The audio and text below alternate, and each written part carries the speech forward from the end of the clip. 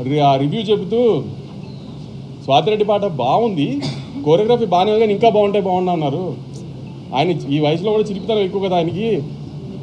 దబిడి అదిదా సార్లా ఉంటే ఆయన happy feel అవ్వడేమో, అలా లేదు కాబట్టి ఆయన హ్యాపీ ఫీల్ అవ్వలేదు. ఇత కూడా చాలామంది రాశారు, కంటెంట్ లేదు, సీక్వెల్ అడ్వాంటేజ్ ఉంది అంతే, సెకండ్ హాఫ్ పండలేదు, సునీల్ గారు పండలేదు, ఇది అదే. నేను సెకండ్ హాఫ్ థియేటర్లో చాలాసార్లు చూసే ఇప్పటికి అసలు రెస్పాన్స్ ఎలా ఉంది ఏంటని. ఏదన్నా పెద్ద హీరో లేడు, హై మూమెంట్స్ ఉండవు, హీరోయిక్ మూమెంట్స్ ఉండవు, అయినా అరుస్తూనే ఉన్నారు జనం సెకండ్ హాఫ్లో. మరి ఎందుకంటారు జనానికి తెలియలేదా మీకు తెలిసినంత సినిమా గురించి? పోనీ మీకే ఎక్కువ తెలుసా? రివ్యూస్ రాసిన రోజు కూడా రివ్యూస్ అది వచ్చేసిన తర్వాత నేను రిలీజ్ రోజు సాయంత్రం ప్రెస్ మీట్ పెట్టా, కానీ ఏం రివ్యూస్ గురించి మాట్లాడలా.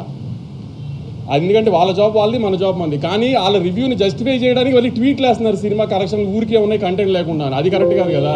ఇది సినిమా ఇండస్ట్రీ, మీరు నేను కోఎగ్జిస్ట్ అవ్వాలి. నేను సినిమాలు రిలీజ్ చేసి హిట్ అయ్యి నేను సినిమా తీస్తేనే మీ వెబ్సైట్ రన్ అవుతుంది, నేను యూట్యూబ్ ఇంటర్వ్యూ ఇస్తేనే మీ యూట్యూబ్ ఛానల్స్ రన్ అవుతాయి. మీ ఇండస్ట్రీలో మేము యాడ్ ఇస్తేనే మీ వెబ్సైట్ రన్ అవుతుంది. అంతేగాని సినిమాని చంపేయడానికి ట్రై చేయమాకండి.